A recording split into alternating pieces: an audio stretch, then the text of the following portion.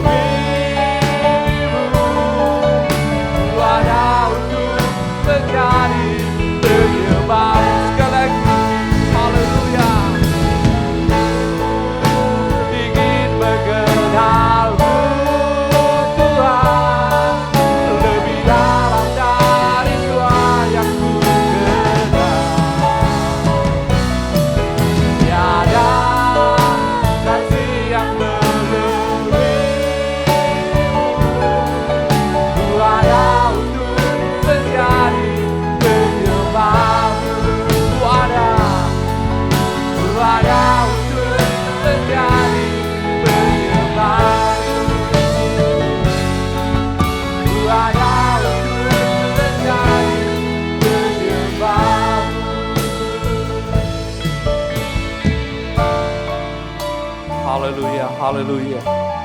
Terima kasih Tuhan Yesus buat kasih dan kemurahan-Mu. Sekali lagi Semua yang ada dalam hidup kami, semua karena anugerah-Mu, semua karena kebaikan-Mu, bahkan semua karena kasih-Mu yang ada dan sertai dalam hidup kami semua Tuhan. Kami bersyukur buat berkat-Mu, penyertaan-Mu, dan segala sesuatu yang baik yang Kau sudah berikan.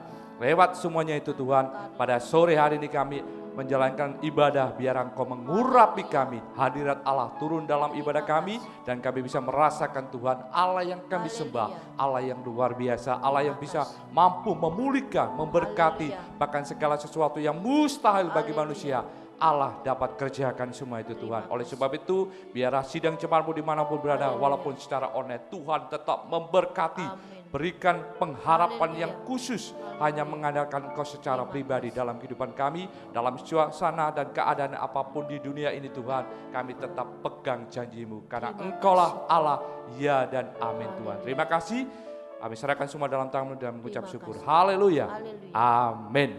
Puji nama Tuhan, kasih Tuhan begitu indah dalam kehidupan kita. Dan saya percaya sore hari ini hanya firman Allah yang mampu menolong, memberkati kita walaupun dalam keadaan apapun. Tapi kalau kita berharap, bersandar kepada Tuhan, maka ucapan syukur selalu keluar dari mulut kita. Dan saya percaya Tuhan akan memberkati kita semua. Haleluya.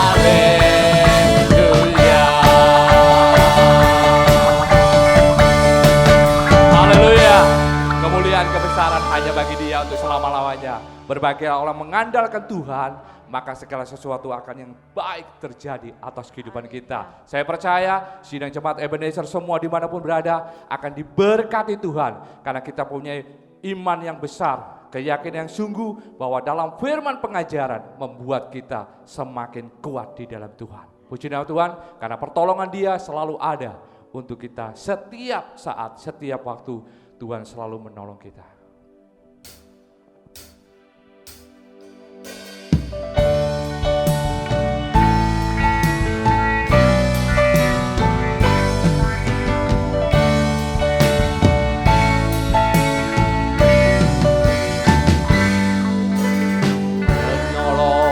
Yang selalu setia, memenuhi keperluanku, tak pernah Dia mengecewakan. Yesusku tak pernah gagal. Segala perkara dapat ku tanggung di dalam Dia yang memberi kekuatan. Tuhan Yesus menolong dan sabar, tetap percaya Tuhan setia. Haleluya, haleluya. Kita pujikan lebih sungguh-sungguh lagi. Penolong yang selalu setia, memenuhi keperluanku, tak pernah Dia mengecewakan. Yesusku tak pernah gagal. Yesusku tak pernah gagal. Dengan iman segala perkara dapat ku tanggung di dalam Dia yang memberi kekuatan. Amin. Tuhan Yesus penolong dan sahabat, tetap percaya Tuhan setia. Segala perkara dapat ku tanggung. Amin. Di dalam Dia yang memberi kekuatan. Tuhan Yesus penolong dan sahabat, tetap. Sekali lagi dengan kekuatan segala perkara. Amin.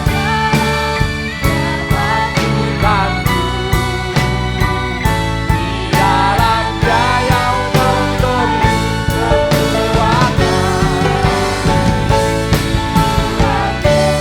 Penolong dan sahabat, tetap percaya Tuhan setia. Katakan tetap percaya, tetap percaya Tuhan setia. Tetap percaya Tuhan setia.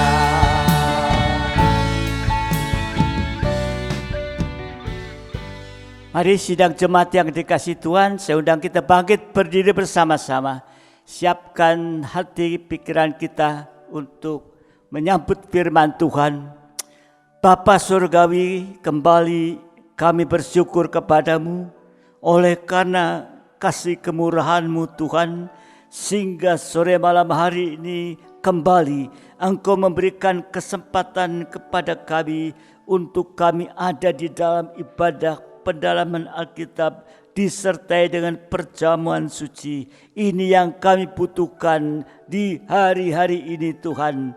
Untuk itu mari Engkau yang akan menolong kami, mengurapi kami supaya kami mampu mendengarkan dengan sungguh dan kami boleh mengerti akan firman-Mu Tuhan. Mari Engkau tolong Tuhan, karena bukan sekedar mendengar, tapi kami rindukan untuk mengerti lebih dalam akan firman-Mu Tuhan. Bahkan kami boleh melakukan dalam kehidupan kami ini. Terima kasih Tuhan. Terima kasih urapi hamba-Mu juga. Kalaupun masih ada kuasa-kuasa yang masih mau mengganggu dalam pemberitaan firman, kembali satu hati mengundang kuasa nama-Mu untuk usir dan perintahkan semua kuasa orang mengganggu kami, perintahkan kamu keluar dalam nama Tuhan Yesus Kristus. Kuasa darah Yesus menguasai setiap kami. Terima kasih Tuhan. Terima kasih Tuhan. Puji-pujian yang sudah kami persembahkan, biar itu semua boleh berkenan di hadapan-Mu. Mari Bapa, Engkau akan berhadirat di antara sidang-Mu dimanapun sidang-Mu berada Tuhan. Terima kasih, terima kasih. Kami sambut firman-Mu dalam nama Tuhan Yesus Kristus. Haleluya. Amin. Silakan duduk kembali sidang jemaat yang dikasihi Tuhan. Saya ucapkan selamat sore, salam sejahtera di dalam kasih sayang Tuhan kita Yesus Kristus. Kita patut bersyukur kepada Tuhan. Tuhan sudah memberikan kekuatan, kesehatan, perlindungan bagi kita, pemeliharaan bagi kita. Amin. Dan biarlah kemurahan Tuhan itu jangan kita sia-siakan, tapi kita pergunakan sebaik-baiknya selagi semua itu masih berlaku bagi kehidupan kita. Mari sidang jemaat yang dikasihi Tuhan, kita akan meneruskan di dalam tema atau perikut tentang Petrus yang menyangkal Tuhan. Nah, ini sehingga kita tahu dengan jelas, sehingga kita tidak sesat, tidak salah jalan dan lain sebagainya seperti diterangkan pada ibadah raya lalu. Ya, saudara dikasihi Tuhan, ya, kita membahasnya lewat Injil Matius pasal 26 ayat 69 sampai ke 75. Ya, tapi kita akan melihat yaitu pasal 26 ayat 69 sampai ke 74. Ya, ini yang kita akan baca. Nah, kita melihat bahwa di sini kita melihat bahwa Petrus menyangkal Tuhan 3 kali. Ya, jadi 3 kali Petrus menyangkal Yesus. Yang pertama ayat 69 sampai ayat yang ke-70. Ya, ini Petrus menyangkal Yesus yang pertama ayat 69 sampai 70. Sementara itu Petrus duduk di luar halaman, maka datanglah seorang hamba perempuan kepadanya. Katanya, engkau juga selalu bersama-sama dengan Yesus, orang Galilea itu. Tetapi ia, yaitu Petrus, menyangkalnya di depan semua orang, katanya, aku tidak tahu apa yang engkau maksud. Ya, jadi Petrus menyangkal Yesus yang pertama ayat 69 sampai 70 tadi sudah kita baca. Petrus menyangkal Yesus sebagai orang Galilea. Ya. Yang kedua ayat 71 sampai ayat 72, ketika ia pergi ke pintu gerbang, seorang hamba lain melihat dia dan berkata kepada orang-orang yang ada di situ, orang ini bersama-sama dengan Yesus, orang Nazaret itu. Dan ia, yaitu Petrus, menyangkalnya pula dengan bersumpah, aku tidak kenal orang itu. Jadi Petrus menyangkal Yesus kedua, yaitu menyangkal Yesus sebagai orang Nazaret.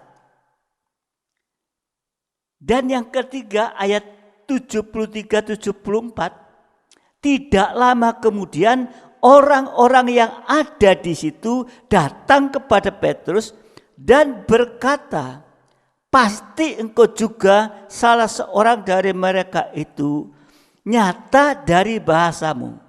Maka mulailah Petrus mengutuk dan bersumpah, aku tidak kenal orang itu. Dan pada saat itu berkokoklah ayam. Jadi Petrus menyangkal Yesus ketiga, yaitu sampai mengutuk dan bersumpah. Ini 3 kali Petrus menyangkal Yesus. Mari sore malam hari ini kita akan membahas bagian yang pertama tadi, Petrus menyangkal Yesus sebagai orang Galilea. Tadi sudah dibaca ayat 69 sampai ayat yang ke-70. Nah, Yesus dikatakan sebagai orang Galilea. Kalau kita melihat di dalam Injil Matius pasal 4, ayat 18 sampai ayat 21. Ya, ayat 18 sampai 21. Dan ketika Yesus sedang berjalan menyusur Danau Galilea, ia melihat 2 orang bersaudara, yaitu Simon yang disebut Petrus dan Andreas saudaranya. Mereka sedang menabarkan jala di danau sebab mereka penjala ikan. Yesus berkata kepada mereka, "Marilah, ikutlah aku, dan kamu akan kujadikan penjala manusia." Lalu mereka pun segera meninggalkan jalannya dan mengikut dia. Dan setelah Yesus pergi dari sana, dilihatnya pula 2 orang bersaudara, yaitu Yakobus anak Zebedius dan Yohanes saudaranya bersama ayah mereka Zebedius. Sedang membereskan jala di dalam perahu, Yesus memanggil mereka dan mereka segera meninggalkan perahu serta ayahnya lalu mengikut dia. Jadi Petrus menyangkal Yesus sebagai orang Galilea, artinya Petrus menyangkal panggilan dan pilihan Tuhan. Sebab di Galilea Petrus dan 4 orang itu dipanggil oleh Tuhan dari penjala ikan menjadi penjala manusia. Jadi kalau tadi Petrus menyangkal Yesus sebagai orang Galilea, sama dengan Petrus menyangkal panggilan dan pilihan Tuhan. Tadi sebab di Danau Galilea Yesus memanggil Petrus dari penjala ikan menjadi penjala manusia. Kenapa kok dipanggil? Kenapa harus ada panggilan Tuhan? Inilah kemurahan. Kalau Tuhan panggil, sebab manusia berdosa tidak ada atau tidak punya kemampuan untuk kembali kepada Tuhan, bahkan menjauh dan sembunyi dari Tuhan. Seperti di Taman Firdaus. Setelah Adam jatuh dalam dosa, terbuka mata mereka, mereka tahu mereka telanjang, menyemat dengan daun pohon ara. Tetapi ketika mendengar bunyi langkah Tuhan yang sedang berjalan di taman, mereka bersembunyi. Manusia itu bersembunyi, Adam dan Hawa bersembunyi terhadap Tuhan. Bersembunyi di antara pohon-pohon dalam Taman Firdaus itu. Nah, saudara dikasih Tuhan, kalau kita membaca di dalam Kejadian pasal 3 ayat yang ke-9, yaitu tetapi Tuhan Allah memanggil manusia itu dan berfirman kepada, "Di manakah engkau?" Ini di Taman Firdaus sudah jatuh dalam dosa, dan mereka bersembunyi. Tetapi Tuhan memanggil, "Di manakah engkau?" Nah, saudara dikasih Tuhan, tetapi di sini kita melihat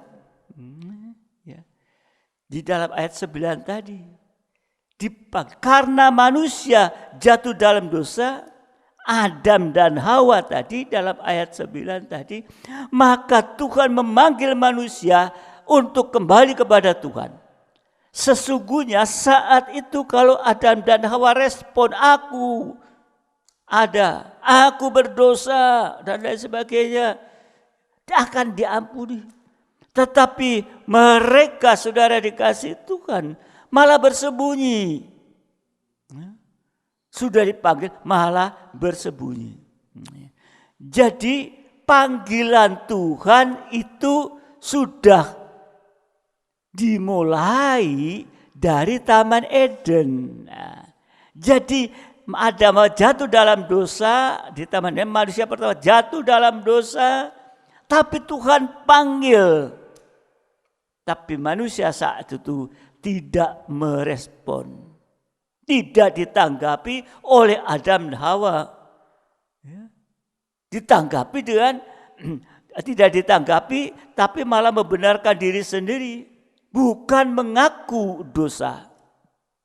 Tadi membuat cawan dari pohon ara, menutupi dosa dengan menyalahkan orang lain sampai menyalahkan Tuhan. Itu loh perempuan yang kau tempatkan di sisiku. Lah ini menyalahkan Tuhan. Ini saudara yang dikasih Tuhan. Akibatnya manusia jatuh dalam dosa, dipanggil tapi enggak mau. Akibatnya manusia diusir dari Taman Eden. Berada di luar tangan Tuhan. Kalau di dalam Roma pasal 3 ayat 23 dikatakan karena semua orang telah berbuat dosa dan kehilangan kemuliaan Allah. Manusia diciptakan sebagai gambar teladan Allah dalam kemuliaan, tapi jatuh dalam dosa sehingga kemuliaan itu hilang. Untuk itu, karena semua manusia di dunia ini telah berbuat dosa, maka Tuhan memanggil manusia di dunia ini lewat korban Kristus. Enggak lewat apa-apa, lewat korban Kristus. Lewat kedatangan Yesus kali yang pertama. Seperti saat Tuhan datang ke Taman Eden untuk memanggil Adam dan Hawa yang berdosa itu. 1 Petrus pasal 2 ayat 9 dan 10. 1 Petrus 2 ayat 9, 10. Tetapi kamulah bangsa yang terpilih, imamat yang rajani, bangsa yang kudus, umat kepunyaan Allah sendiri, supaya kamu memberitakan perbuatan-perbuatan yang besar dari Dia yang telah memanggil kamu keluar dari kegelapan kepada terangnya yang ajaib. Kamu yang dahulu bukan umat Allah, tetapi yang sekarang telah menjadi umatnya. Yang dahulu tidak dikasihani, tetapi yang sekarang telah beroleh belas kasihan. Saudara dikasih Tuhan. Panggilan Tuhan adalah memanggil manusia berdosa dari kegelapan kepada terangnya yang ajaib. Terang ajaib itu terang keselamatan. Tapi masih ada yang enggak mau. Sudah jatuh dalam seperti Adam dan Hawa, enggak mau. Bukti kalau orang berdosa menerima panggilan Tuhan, jelas kalau kita lihat di dalam tabernakel, mulai percaya, memiliki iman kepada Yesus, iman dari mendengar firman Tuhan, sehingga terkoreksi, bisa mengaku dosa dan diampuni oleh Yesus. Percaya pintu gerbang, bertobat, mesbah korban bakaran. Jadi saat mendengar firman adalah saat kita mendengar panggilan Tuhan. Tuhan memanggil manusia yang berdosa untuk kembali kepada Dia. Sekali lagi, jadi saat mendengar firman adalah saat kita mendengar panggilan Tuhan. Setelah dipanggil percaya, bertobat, berhenti berbuat dosa, kembali kepada Tuhan. Dan masuk baptisan air, baptisan Roh Kudus, lahir baru dari air dan roh. Sama dengan hidup baru, hidup dalam kebenaran. Itu dalam tabernakel, dalam halaman. Nah, sesudah menerima panggilan Tuhan dan sudah hidup benar, kita dipilih oleh Tuhan untuk menjadi imam-imam dan raja-raja. Dipanggil menjadi imam dan raja artinya kita beribadah kepada Tuhan dan memiliki jabatan pelayan atau jubah pelayanan. Ya. Tadi sudah punya pakaian keselamatan, ya, lewat panggilan Tuhan, percaya bertobat baptisan air, sudah memiliki, ya, itu pakaian keselamatan. Terus kemudian, ya, masih perlu ada jubah, ya, yaitu menjadi imam dan raja, memiliki jubah yang indah ini. Tadi dikatakan dari penjala ikan menjadi penjala manusia. Dari pertama kali menerima panggilan Tuhan, dipanggil untuk menjadi penjala manusia.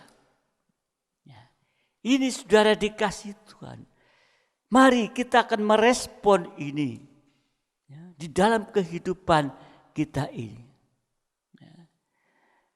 Di dalam Matius pasal 4 tadi, ya, Matius pasal yang keempat, ya, ayat yang ke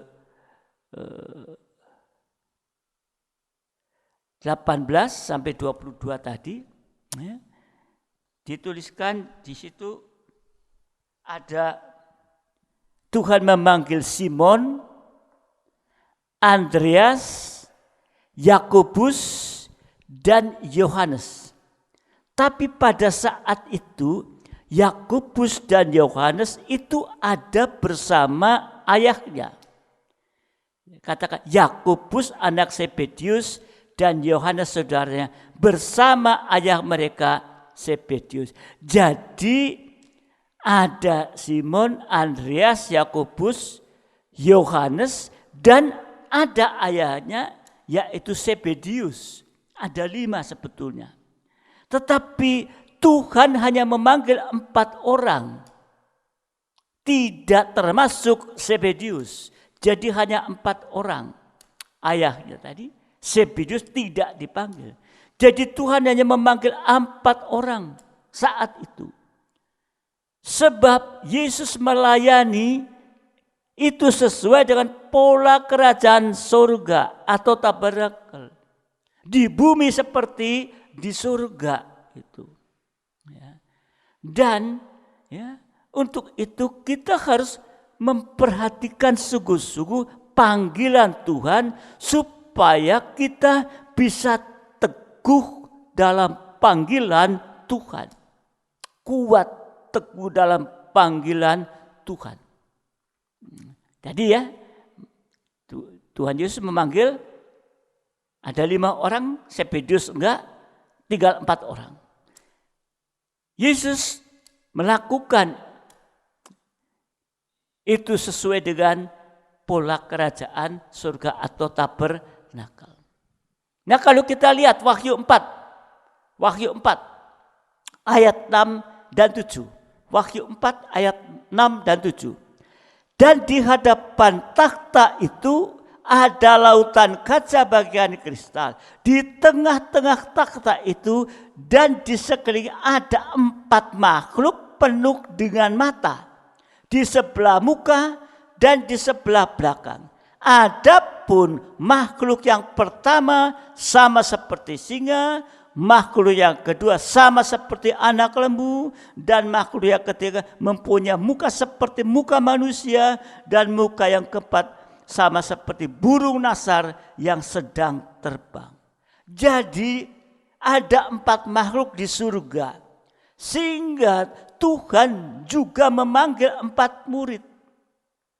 Tadi di surga ada 4 makhluk.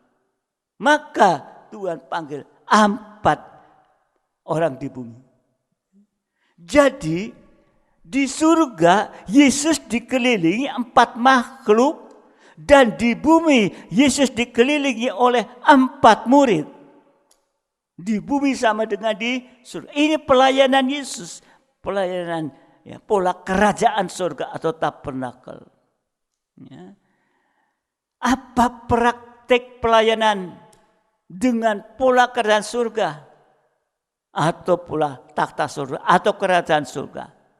Yang pertama tadi ayat yang ke-6. Ada 4 makhluk penuh dengan mata. Wah, 4 makhluk penuh dengan mata. Artinya melayani Tuhan harus dalam terang dan kejujuran. Di sini dikatakan penuh dengan mata. Ya, kita punya 2 mata aja udah bisa ngelihat, wah jelas, apalagi penuh dengan mata. Jadi praktek pelayanan yang pola kerajaan surga yang pertama adalah melayani Tuhan harus dalam terang dan kejujuran, yaitu kejujuran dimulai dari firman pengajaran yang benar. Sampai tidak menyembunyikan dosa lagi. Ya. Supaya kita bisa melayani dengan kejujuran, setiap hamba Tuhan mutlak membutuhkan firman pengajaran yang benar untuk menyucikan kita sampai kita terang.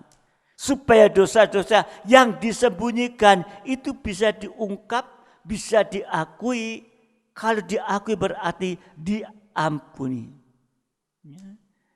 Kalau di Ibrani istilahnya firman Allah hidup dan kuat, lebih tajam dari pedang bermata 2 manapun, menusuk amat dalam, memisahkan jiwa, roh dan sendi dan sumsum, sanggup membedakan pertimbangan pikiran kita.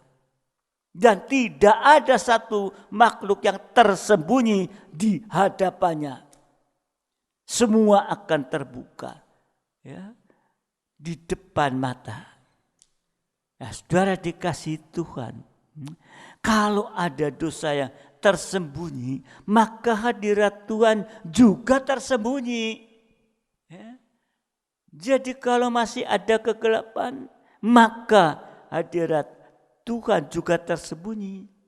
Sebab itu mari kita sebagai kehidupan pelayan Tuhan, imam-imam bertanggung jawab.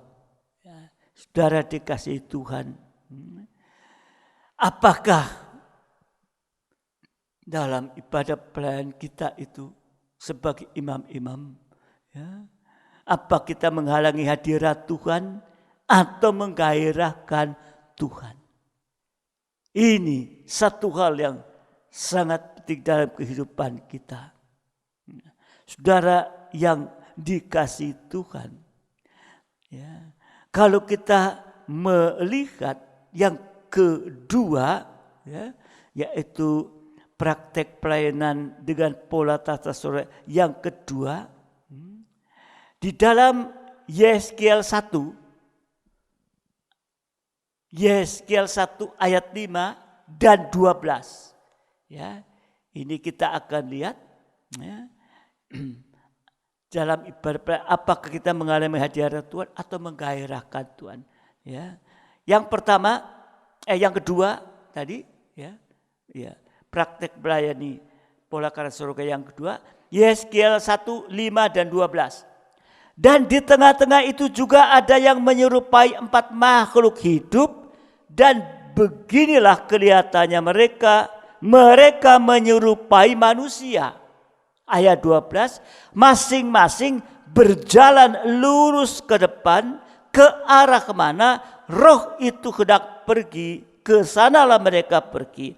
Mereka tidak berbalik kalau berjalan.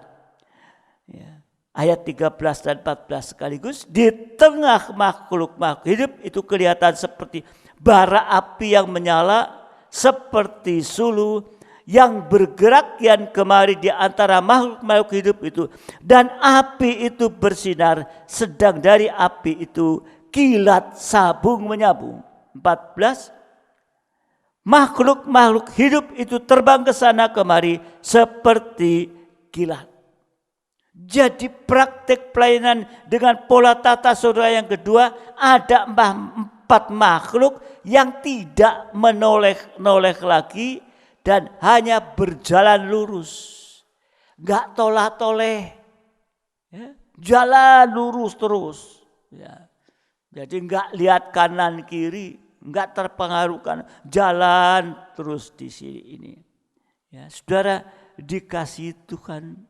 Ini tadi praktek pelayanan dengan pola karya surya yang kedua. Ya, jalan lurus, tidak tolah-toleh. Ya. Artinya bisa bekerja sama untuk menciptakan satu kesatuan. Hanya satu arah. Enggak lihat kanan kiri, enggak terpengaruh kanan kiri.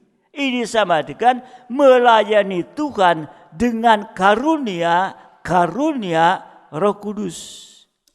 Karunia Roh Kudus itu adalah kemampuan ajaib dari Tuhan. Sehingga kita bisa melakukan pelayanan sesuai dengan jabatan pelayan kita masing-masing. Kita hanya kemurahan bisa melayani Tuhan. Hanya kemurahan. Oleh karena karunia Roh Kudus ini.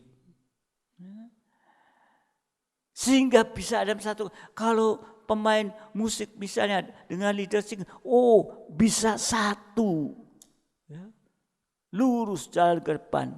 Ada karunia Roh Kudus ini, memiliki kemampuan ajaib dari Tuhan, sehingga kita bisa melakukan pelayanan sesuai dengan jabatan pelayan masing-masing.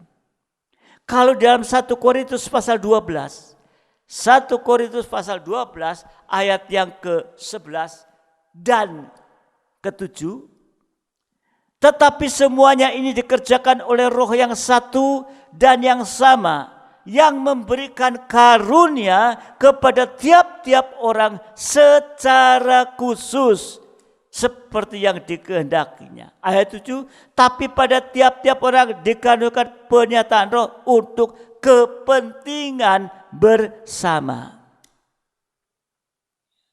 Jadi memberikan karunia kepada tiap-tiap orang secara khusus. Sama dengan Roh Kudus memberikan karunia Roh. Karunia Roh Kudus berbeda-beda pada tiap orang. Tapi harus bisa bekerja sama untuk kepentingan pembangunan tubuh Kristus yang sempurna. Mari ini.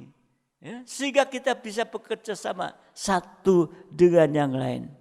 Ya, untuk itu kita harus sama-sama mengalami penyucian tadi di poin yang pertama, supaya kita bisa bekerja bersama-sama. Satu roh, ya, nanti akan bisa jalan lurus.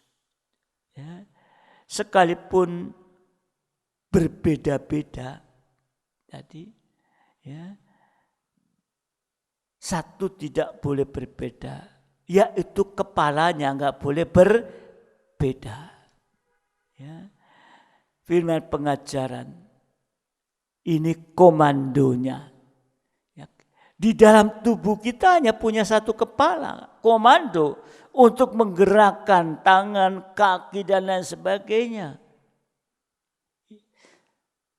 Yang ketiga, praktek pelayanan dengan pola takhta surga yang ketiga. Ya, Yehezkiel 1 ayat 12. Ya. Masing-masing berjalan lurus ke depan ke arah kemana roh itu hendak pergi. Kesanalah mereka pergi. Mereka tidak berbalik kalau berjalan. Berarti praktek pelayanan yang pola kerajaan surga yang ketiga selalu bukan saja lurus, selalu maju ke depan, enggak mundur, terus maju ke depan. Enggak pernah mundur, enggak pernah berbalik. Ini pelayan kerajaan surga tidak bisa dihalangi oleh apapun juga. Enggak bisa terhalang. Sekalipun ada halangan, tapi tidak terhalang. Lurus terus jalan. Ya.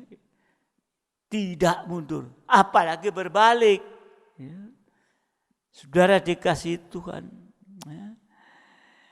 Di dalam Kisah Rasul 28 ayat 30-31, ya, Rasul Paulus, Kisah Rasul 28 30-31. Dan Paulus tinggal 2 tahun penuh di rumah yang disewanya sendiri itu. Ia menerima semua orang yang datang kepadanya dengan terus terang dan tanpa rintangan apa-apa. Ia memberitakan kerajaan Allah dan mengajar tentang Tuhan Yesus Kristus. Tanpa rintangan apa-apa, sama dengan ada banyak rintangan, tapi Rasul Paulus tidak mau dirintangi sampai tidak bisa dirintangi. Ya. Sebab Rasul Paulus menyerah sepenuh kepada Tuhan, sehingga kasih karunia Tuhan yang menolong Rasul Paulus untuk membebaskan dia dari rintangan-rintangan. Jadi jalan lurus terus. Jangan sampai berbalik. Seperti tidak ada rintangan. Sekali ada rintangan bukan masalah. Ini saudara dikasih Tuhan.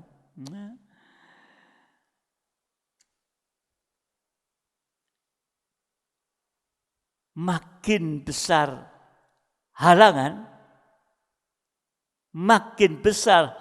atau rintangan, harus makin banyak menyerah kita kepada, makin besar penyerahan kita pada Tuhan, sehingga makin besar kasih karunia Tuhan yang kita terima. Amin. Ya. Kalau kita mau menerima kasih karunia Tuhan, ya, yang semakin besar kasih, ya. Kalau ada halangan, jangan putus asa.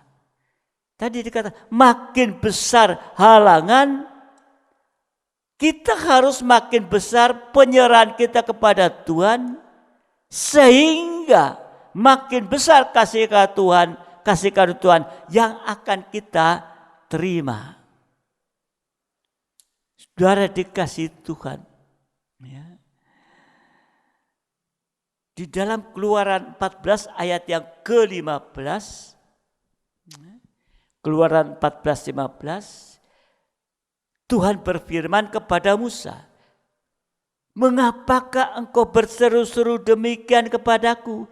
Katakanlah kepada orang-orang Israel supaya mereka berangkat." Ya. Supaya mereka berangkat. Ini sama secara logika itu tidak masuk akal, sebab di depannya ada laut. Kanan kiri padang gurun, belakang dikejar. Tapi dikatakan supaya mereka berangkat. Ini sepertinya enggak masuk akal. Tapi kalau Tuhan yang menyuruh, Tuhan suruh berangkat, kita tidak perlu memikirkan ini, memikirkan itu.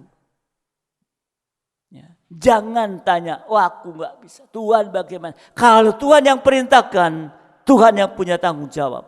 Amin. Jadi, ya, kalau Tuhan suruh, kita bekerja melayani Tuhan. Ya. Tuhan yang suruh, enggak usah pikir. Tuhan pasti akan lengkapkan itu. Dalam ibadah pelayanan, seringkali kita kan masih pikir-pikir, apa ya Tuhan? Ya, apa ya Tuhan? Nah ini seringkali seperti itu. Yang keempat, praktek pelayanan dengan pola takhta surga yang keempat, Yeskiel 1 ayat 13. Yeskiel 1 ayat 13. Di tengah makhluk-makhluk hidup itu kelihatanlah seperti bara api yang menyala, seperti suluh yang bergerak kian kemari di antara makhluk-makhluk hidup itu, dan api api itu bersinar, sedang dari api itu kilat sabung menyabung. Ini praktek pelayan dengan pola takhta surga yang keempat, didorong oleh api surga. Bukan dorong oleh api dunia, dorong oleh api surga. Artinya melayani Tuhan dengan didorong oleh api firman Allah, api Roh Kudus, dan api kasih Allah. Sehingga kita selalu setia dan berkobar-kobar dalam melayani Tuhan. Karena didorong oleh api Tuhan. Sekali lagi, yaitu api surga tadi. Yaitu api firman Allah, api Roh Kudus, api kasih Allah. Jadi kalau ada api surga, pelayanan kita akan terus meningkat, sampai nanti melayani di surga, sehingga tidak dipengaruhi oleh apapun, sampai tidak dipengaruhi oleh usia. Ini jadi pelayanan kita itu sampai pelayanan di surga sana. Tidak ada usia, tidak ada pensiun. Saudara dikasihi Tuhan. Tadi dikatakan di dalam Yeskiel 1 ayat yang ke-14, tadi ke-13, sekarang 14. Yeskiel 1 ayat 14. Makhluk-makhluk hidup itu terbang ke sana kemari seperti kilat. Jadi dalam pelayanan itu jangan kita slow. Apa sih slow itu? Jangan lambat-lambat, jangan tarsok. Tapi harus secepat kilat. Enggak menunda waktu. Kalau Tuhan menggerakkan kita untuk melayani, lakukan. Tidak berlambat-lambat. Juga berarti tidak suka terlambat dalam ibadah dan pelayanan. Amin. Jangan berlambat-lambat. Oh, sekalipun secara online, ya jangan berlambat-lambat. Siap. Saya kemarin katakan, ya jam 8 kalau hari Minggu. Ya siap sudah. Itu waktu ibadah. Ya, seperti PA ini, ya, sekarang online. Ya, 5:30. Ya, 5:30. Ya, doa 5:30. Ya, 5:30. Siap. Jangan berlambat-lambat, tarsok-tarsok. Saudara dikasihi Tuhan. Ya. Tadi sama seperti kilat memancar. Wah, Matius 24. Matius 24 ayat 27. Ya. Sebab sama seperti kilat memancar dari sebelah timur dan melontarkan cahayanya sampai ke barat, demikian pula lah kelak kedatangan Anak Manusia. Jadi kita harus melayani secepat kilat, karena kedatangan Yesus kedua kali juga secepat kilat. Dari timur ke barat. Pengajaran mulai dari timur, dari ujung bumi, di mana Bapak atau Opa Van Kessel meninggal. Dan sekarang itu sudah sampai dengan secepat kilat, sudah sampai di bagian barat sana lewat online ini, cepat ini loh. Dulu mungkin belum ada sarana ini, mungkin lambat. Tapi sekarang sudah secepat kilat. Di sini disampaikan, sudah sampai di sana. Firman Tuhan itu. Secepat kilat. Untuk itu jangan kita berlambat-lambat. Kita harus melayani secepat kilat. Saudara dikasihi, kalau berlambat-lambat kita akan tertinggal saat nanti Tuhan datang kali kedua. Kita mau naik pesawat aja, kita mau lambat-lambat, ya sudah ketinggalan. Perhatikan saudara dikasih Tuhan. Itu yang keempat. Sekarang yang kelima. Yang kelima. Praktek pelayanan dengan pola takhta surga yang kelima. Wahyu 4 tadi. Ayat 8-11. Wahyu 4, 8-11. Dan keempat makhluk itu masing-masing bersayap 6. Tadi makhluk itu, keempat makhluk itu masing-masing bersayap 6.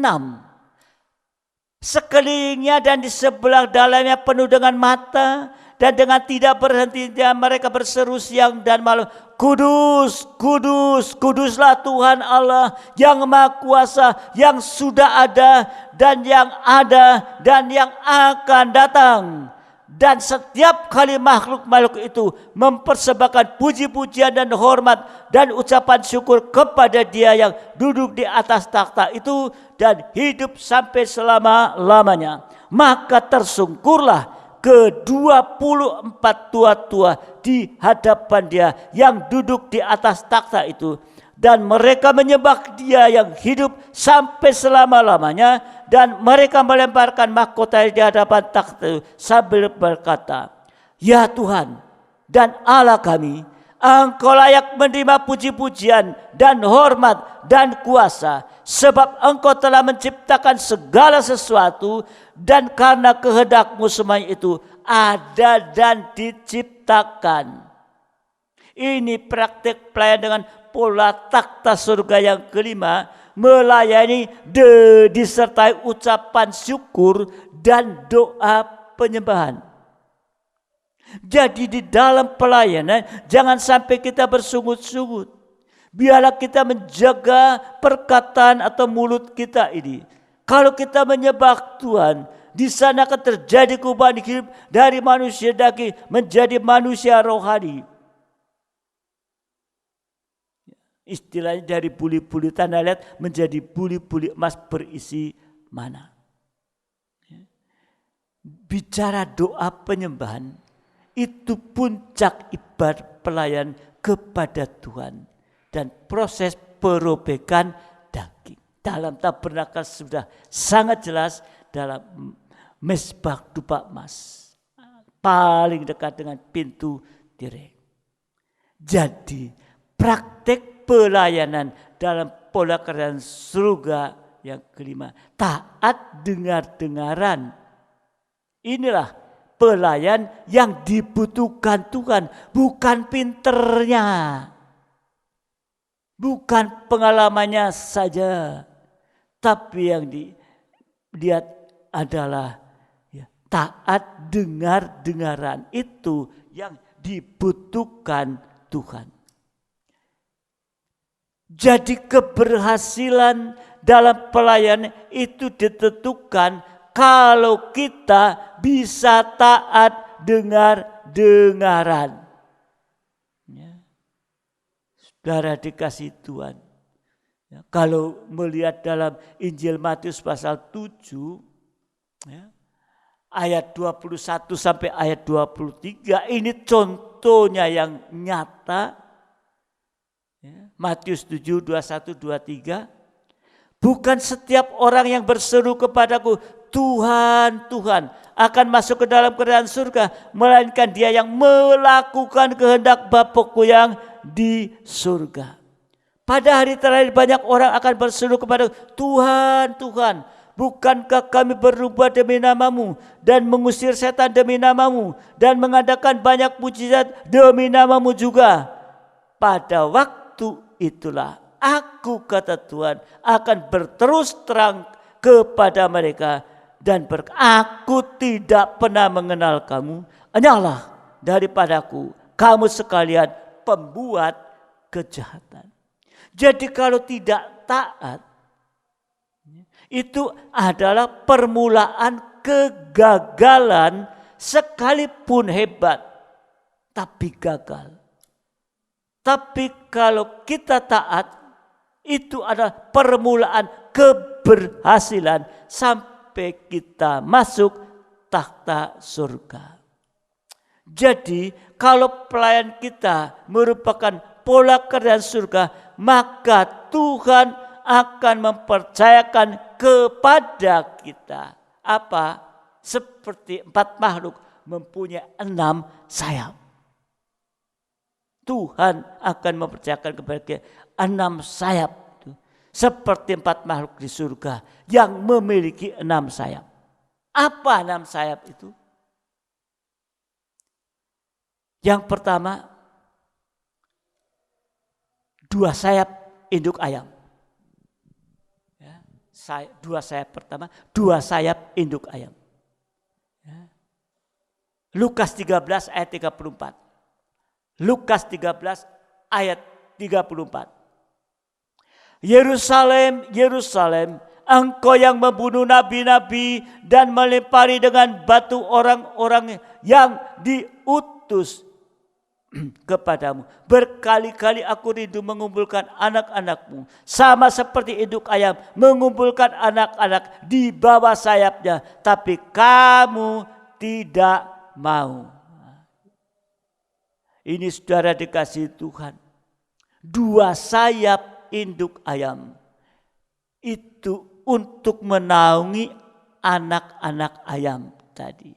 Mengumpulkan anak-anaknya di bawah sayap ini. Jadi 4 makhluk di surga memiliki 6 sayap. 2 sayap induk ayam untuk menaungi anak-anak ayam. Artinya bahwa tangan kemurahan Tuhan sanggup memelihara kehidupan kita yang tidak berdaya ini. Di tengah kesulitan kemustahilan. Sekarang kita sedang menghadapi ketidakberdayaan atas pandemi COVID-19 itu. Tapi saudara dikasihi Tuhan, ada 2 sayap induk ayam. Sehingga tangan kemurahan Tuhan sanggup memelihara kehidupan kita di tengah kesulitan kemustahilan. Dan yang kedua, tangan anugerah itu sanggup melindungi kita. Terutama melindungi dari pengaruh-pengaruh dosa-dosa. Dari celaka mara bahaya. Dan sampai nanti menghindari dari hukuman Tuhan yang akan datang. Dan yang ketiga, tangan anugerah Tuhan sanggup tadi menghangatkan kita sehingga kita ada rasa bahagia.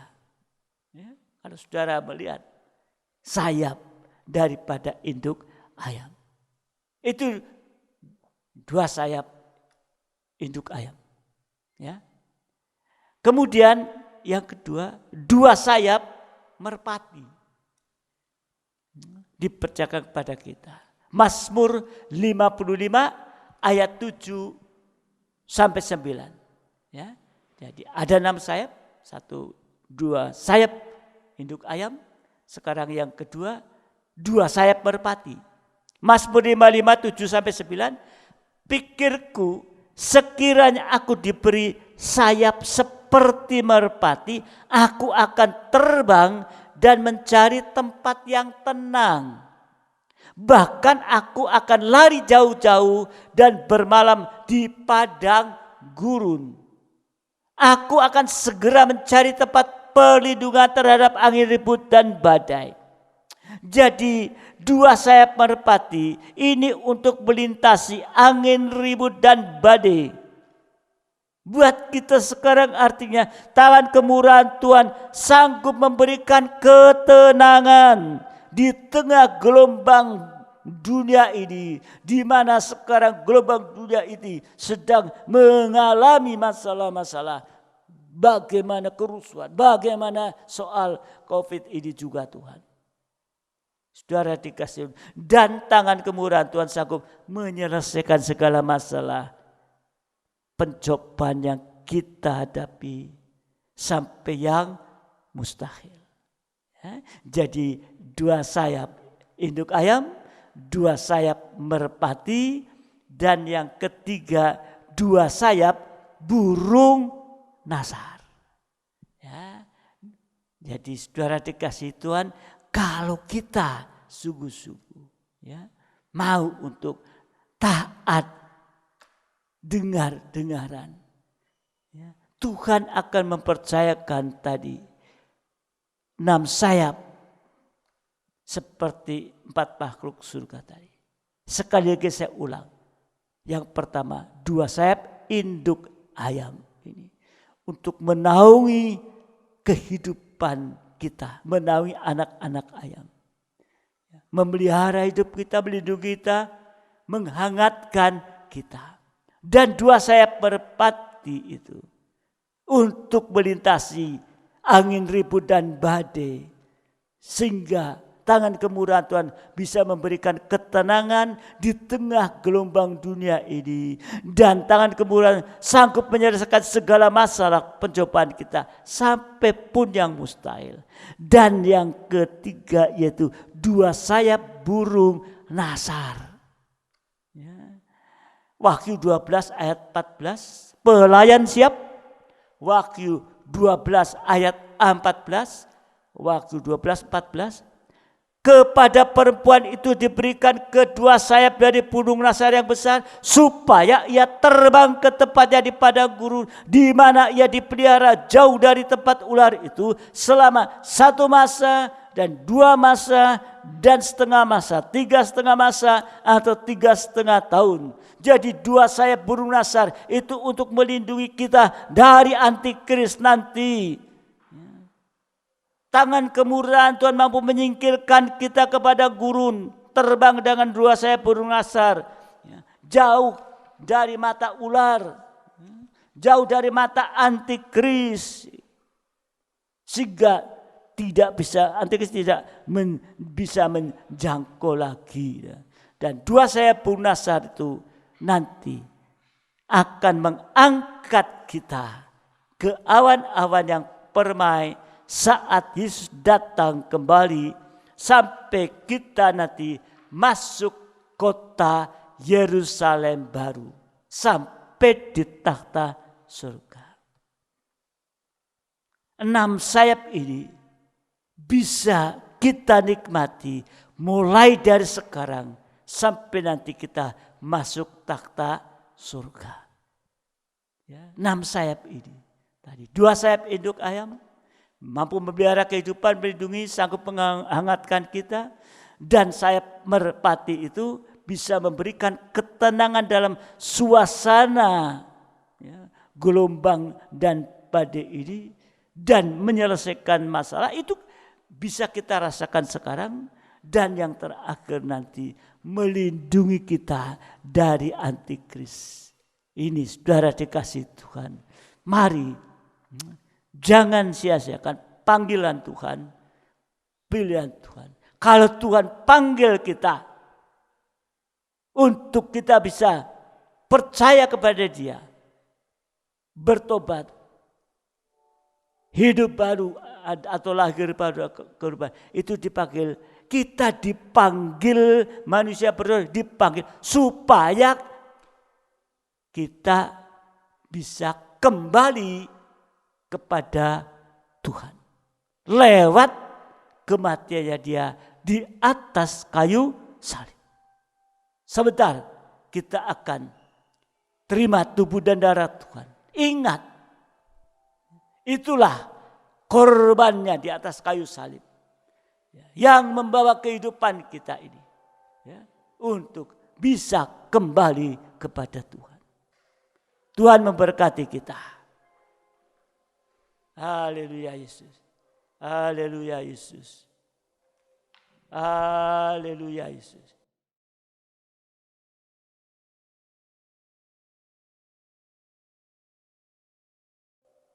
Mari kita pujikan satu pujian. Firman-Mu berkata, Kau besertaku.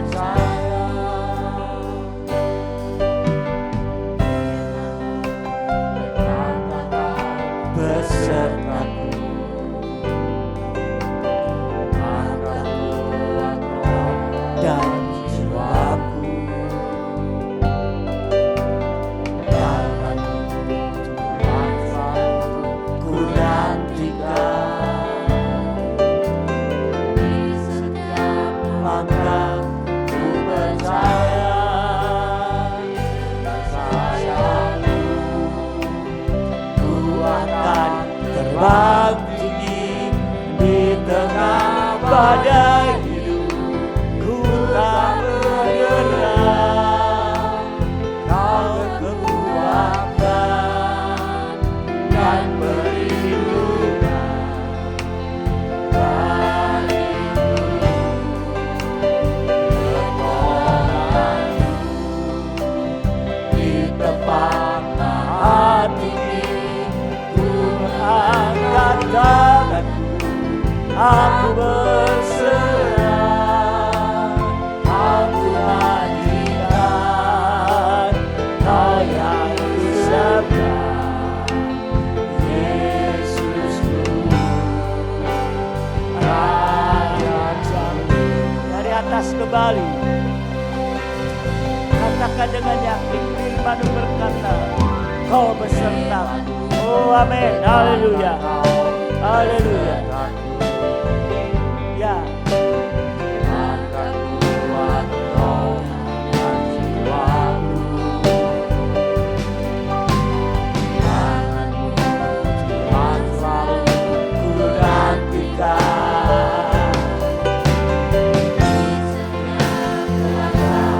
Ku percaya. Ya, ku akan terbang bang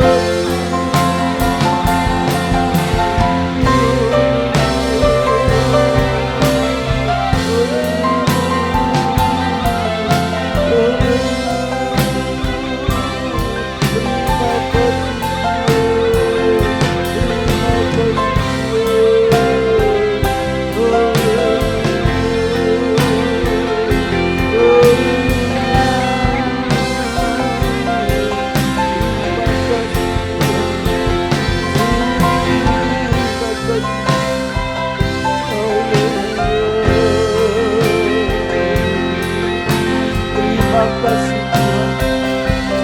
Engkau sudah mengulurkan tangan anugerah-Mu bagi kami Tuhan. Oh haleluya. Baik dengan dua sayap induk ayam, dua sayap merpati, Terima kasih. dua sayap burung nasar, boleh kami terima Tuhan di dalam kehidupan kami. Untuk itu mari Kau tolong kami Tuhan, supaya kami menjadi pelayan-pelayan-Mu, imam-imam-Mu yang dalam pola kerajaan surga Tuhan, sehingga sungguh-sungguh kami mendapat kemenangan Tuhan. Untuk itu kami bersyukur, biar firman-Mu terus akan menolong kami, dan biarlah memberikan kekuatan kami, keteguhan bagi kami di saat-saat ini. Untuk itu Bapa dan Saya menyerahkan keberadaan kami ke dalam tangan-Mu. Engkau melihat kekurangan kelemahan yang masih ada pada kami Tuhan. Kalau Engkau memanggil kami lewat korban-Mu Tuhan, itulah satu kemurahan bagi kami Tuhan, sehingga sungguh-sungguh kami boleh menjadi kehidupan yang berkenan di hadapan-Mu, boleh kembali kepada Engkau Tuhan. Karena kami tidak punya kemampuan untuk bisa kembali kepada-Mu Tuhan, tanpa kuasa daripada korban-Mu. Sehingga pada kesempatan malam hari ini juga Tuhan, di mana kami mendapat kesempatan lewat kemurahan untuk terima tubuh dan darah-Mu Tuhan, sehingga kami boleh mengingat akan korban-Mu yang membawa kehidupan kami ini Tuhan, semakin boleh nyata dalam Engkau. Ampuni kekurangan kelemahan yang masih ada pada kami, yang belum sesuai dengan firman-Mu Tuhan. Engkau tolong Tuhan, biar Bapa dalam surga, firman-Mu dalam urapan Roh Kudus itu juga merupakan uluran tangan bagi kami Tuhan. Terima kasih Bapa, terima kasih Tuhan, terima kasih Engkau layakkan kami sore malam hari ini untuk terima tubuh dan darah. Biarlah ini bukan sekedar satu seremoni, tapi sungguh-sungguh kami menerima tubuh dan darah-Mu Tuhan yang kami butuhkan di hari-hari ini. Terima kasih Tuhan, terima kasih. Sekarang bubuhkan berkat di atas roti dan anggur yang adalah benar-benar tubuh dan darah-Mu. Bubuhkan kuasa dan berkat di atasnya. Kami akan terima di dalam nama Tuhan Yesus Kristus. Haleluya. Amin. Mari sidang jemaat kita bangkit berdiri, kita siapkan roti dan anggur yang adalah tubuh dan darah Tuhan. Haleluya. Haleluya. Mari. Haleluya Yesus. Haleluya. Semua sudah siap di rumah, semua. Mari kita pegang tubuh Tuhan di tangan kanan, tinggikan di atas kepala kita. Inilah tubuh yang dipecah-pecahkan untuk supaya kita yang banyak menjadi satu. Dengarkan firman Tuhan, sebab apa yang telah kuteruskan kepadamu telah aku terima dari Tuhan, yaitu bahwa Tuhan Yesus pada malam waktu diserahkan mengambil roti dan sesudah itu mengucap syukur atasnya. Ia memecah-mecah dan berkata, inilah tubuhku yang diserahkan bagi kamu. Perbuatan ini menjadi peringatan akan aku. Bukankah roti yang kita pecah-pecahkan adalah persekutuan dengan tubuh Kristus? Kita makan dengan iman dalam nama Tuhan Yesus Kristus.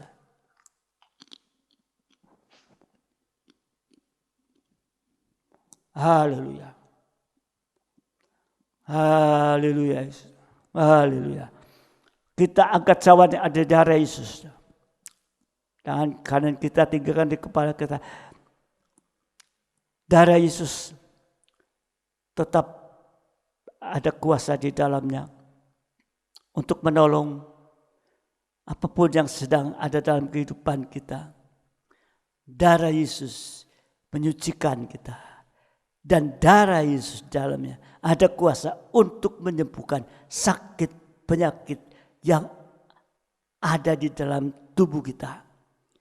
Kalau bisa dijamah-jamah, yang tidak bisa letakkan tangan kiri depan dada, tapi imani darah Yesus tetap bekerja.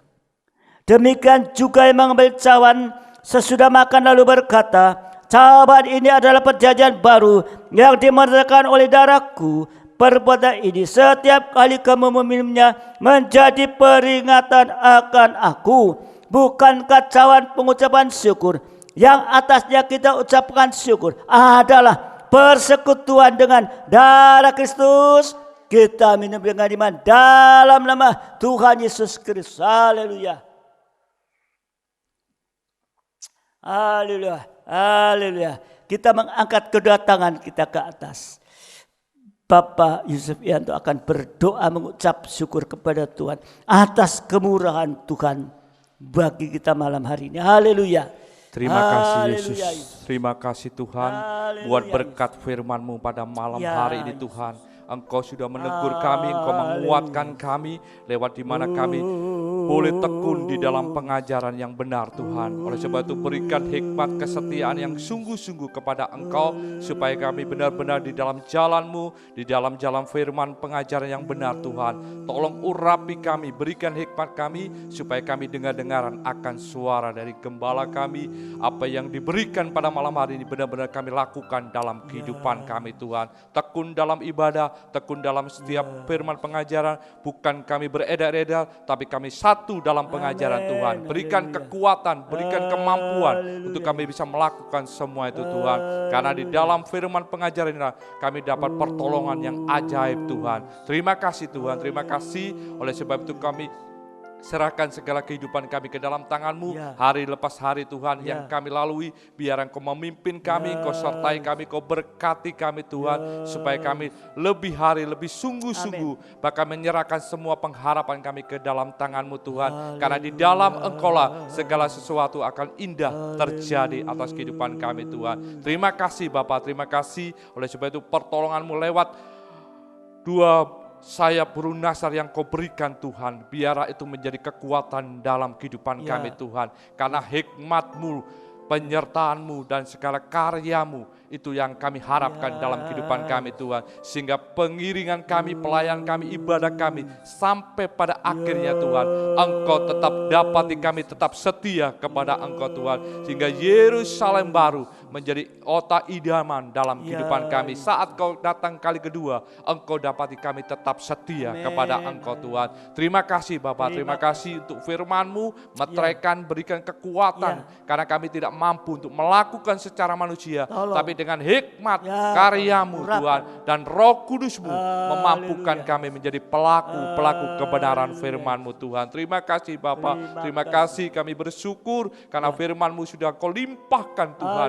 Dalam kondisi seperti ini kami bisa melimpah, menerima karya anugerah-Mu di dalam kebenaran firman-Mu. Inilah kami bersyukur kepada Engkau, kiranya semuanya itu menjadi indah dalam kehidupan kami, hingga pribadi lepas pribadi sidang jemaat-Mu yang ada Tuhan, Engkau tetap memberkati Tuhan. Terima kasih Tuhan, berikan pengharapan, berikan hati yang sungguh-sungguh mengandalkan Engkau secara pribadi, karena firman-Mu yang bekerja atas sidang jemaat-Mu Tuhan. Apapun yang kami alami, tetap kami serahkan dalam tangan-Mu. Engkau memberkati, Engkau mengurapi kami Tuhan. Terima kasih Bapak, terima kasih. Kami serahkan lebih lanjut firman-Mu berkarya, bertumbuh di dalam setiap hati kami. Dan kami percaya buah-buah rohani, buah-buah yang indah akan terjadi atas kehidupan kami. Sehingga kehidupan kami dimanapun berada, kesaksian Allah akan terjadi dalam kehidupan kami. Setiap perkataan, setiap perbuatan, semua menjadikan suatu berkat bagi sekeliling kami Tuhan. Hingga nama Allah akan dipermuliakan Tuhan. Terima kasih, Engkaulah junjungan kami, Engkaulah pengharapan kami, dan Engkaulah segalanya dalam kehidupan kami yang mampu memberkati, menyertai, dan memberikan keajaiban selalu di dalam kehidupan kami Tuhan. Terima kasih, kami serahkan, meteraikan sekali lagi firman-Mu, dan Kau sendiri yang bekerja berkarya atas kehidupan kami. Dan kami percaya, kami berharap kepada Engkau, segala sesuatu akan indah terjadi atas seizin daripada Engkau sendiri Tuhan. Terima kasih Tuhan, terima kasih. Sekali lagi kami serahkan Bapak Gembala ke dalam tangan-Mu, karena hikmat marifat daripada Allah sendiri, penyertaan-Mu Tuhan, sehingga ungkapkan rahasia firman-Mu Sehingga sidang jemaat-Mu walaupun secara online tetap dipelihara, dimenangkan, bahkan dipuaskan segala sesuatu yang dengan firman pengajaran yang ada Tuhan. Sehingga sidang jemaat-Mu semua bukan lepas dari segala sesuatu, tapi punya pengharapan yang pasti hanya di dalam Engkau Tuhan. Terima kasih Bapak, terima kasih, berkati kesehatannya, berkati keluarga dan semuanya yang ada. Allah tambahkan semua Tuhan, sehingga hamba-Mu ini dalam pelayanan semua itu kekuatan daripada Allah Kau sertakan Tuhan. Terima kasih Tuhan, kami serahkan semua ke dalam tangan-Mu. Demikian pelayan yang ada, Allah juga memberkati kami semua dengan kasih karunia daripada Engkau sendiri Tuhan. Terima kasih, kami mengucap syukur buat semua kebaikan kemurahan-Mu atas kehidupan kami Tuhan. Haleluya. Terima kasih Bapa Surgawi, kami bersyukur kepadamu malam hari Engkau lawat kami, sehingga kami boleh merasakan Tuhan apa yang menjadi kehendak-Mu dalam kehidupan kami ini.